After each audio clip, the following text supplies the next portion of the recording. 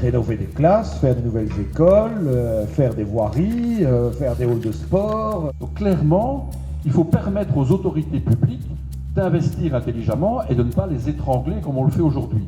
On est tous en train d'essayer de trouver la nouvelle ingénierie, il faut bien dire ce que c'est, qui devrait permettre de mobiliser des leviers importants sans se faire recaler après par l'Europe. Nous essayons de stimuler ce débat avec des sessions comme aujourd'hui pour que chacun puisse s'exprimer et puis échanger des avis. Les marchés publics dans leur ensemble, c'est 20% du produit intérieur brut de l'Union européenne. Donc c'est vraiment une thématique importante qui intéresse à la fois les autorités publiques, d'avoir les travaux et les commandes de fourniture bien faites, qui répondent à leurs attentes, mais aussi aux entreprises, parce que c'est une part importante du chiffre d'affaires des entreprises, de leur activité. On sait que le secteur de la construction, dans sa diversité, est confronté à des années difficiles.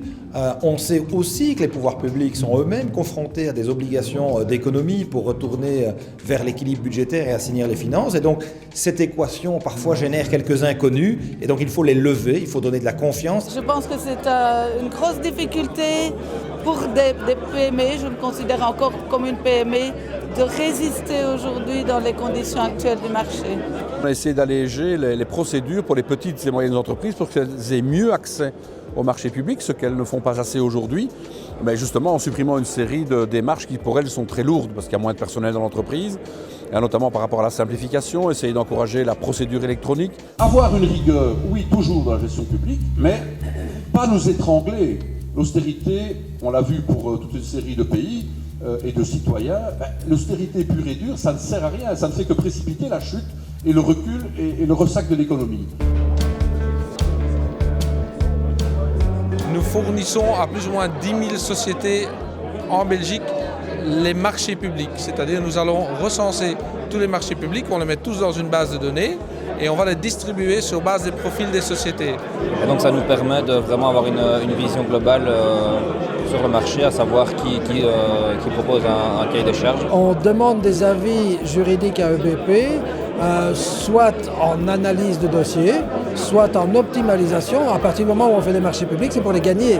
Le filtre, les formations, les séminaires, ça c'est pour être plus performant. Donc c'est vraiment l'utilisation de BP pour nous. Sans les banques, on aura des difficultés à pouvoir lever les capitaux qui sont nécessaires pour pouvoir effectivement mettre en œuvre ces investissements. Moi, je sais parler travaux, je ne parle pas finance. Et donc, quand M. Maréchal ou ses collaborateurs nous expliquent le cahier des charges, les finesses de l'offre que nous aura rentrée, eh bien, c'est pour cette partie-là que je me retourne vers Belfius.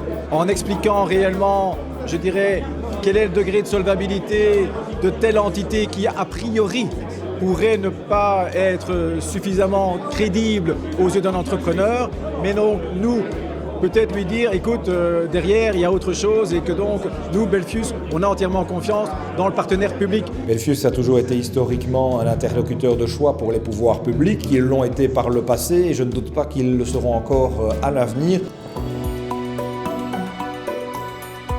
Moi, je crois que tout le monde doit faire un effort et les autorités publiques aussi. Dans leur choix, elles doivent clairement faire le choix de la qualité. Vous savez, le moins cher, c'est souvent le plus cher à la fin, parce qu'il faut refaire 2-3 fois le travail, et c'est de la gaspillage d'argent public. Que les partenaires privés soient eux-mêmes source de créativité, qu'ils viennent nous alimenter pour avoir des formes de partenariat nouvelles, incontestablement avec le soin d'Eurostat à recalibrer, repérimétrer une série d'investissements. Il nous faut être ingénieux, créatifs, et donc la créativité n'est pas l'apanage, loin s'en faut, des pouvoirs publics. Au contraire, c'est souvent en confrontant public et privé qu'on trouve des solutions, et je ne doute pas qu'on en trouvera.